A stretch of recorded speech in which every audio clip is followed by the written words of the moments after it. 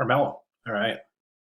No, no worries, man. I get it. I mean, we're all under so much stress and pressure these days. I totally get it. So I'm not too worried about this being a day late. And it's a work in progress. So you're good. You're good to go, man. Not a worry. I'll tell you one thing though. This is turning out really fantastic. I love it.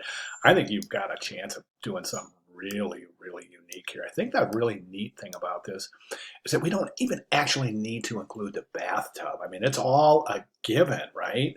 So the bubbles are great. The bubbles say bubble bath, right? So I love the different perspectives too. This is so effective. Right now, you've got 5 different illustrations of the woman with 5 different perspectives. That's good stuff, Carmelo. That's really adds an enormous amount of visual engagement.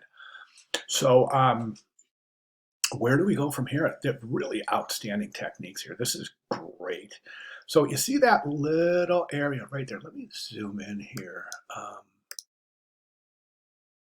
That little area right there where you're implying shadow, we want to go through, it looks like you've got some other areas too in the ears, but that's where we want to go through the entire illustration and apply those kind of shadows to imply depth, dimension, and volume.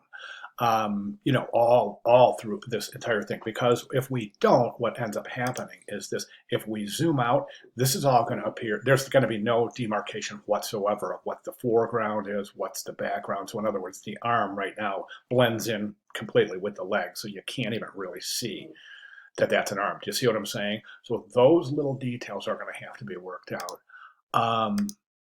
Now, the one thing I recommend from what we have so far here is that right now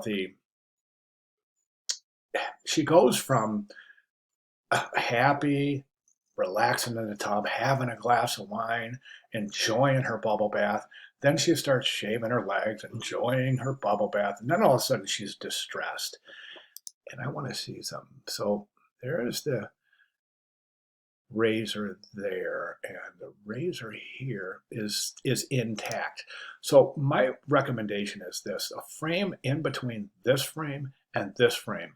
Let's have her, I know that this frame has little hairs in it, and that to me implies that the razor is dull.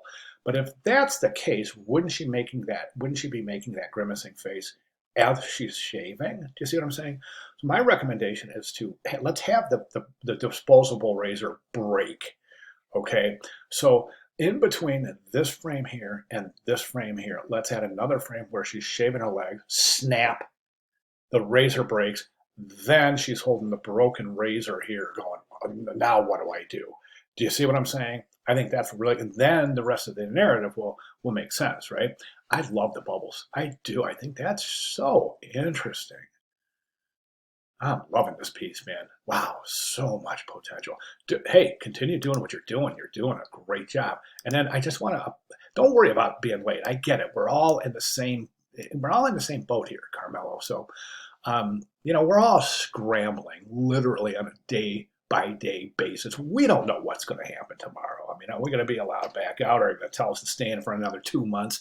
We don't know. So the pressure is mounting. I get it. And it's a lot of it is manifesting itself on due dates. So I'm perfectly fine. Do not worry about being a little bit late with this. But I do recommend this comment right here. I'm going to pull this off project real quick.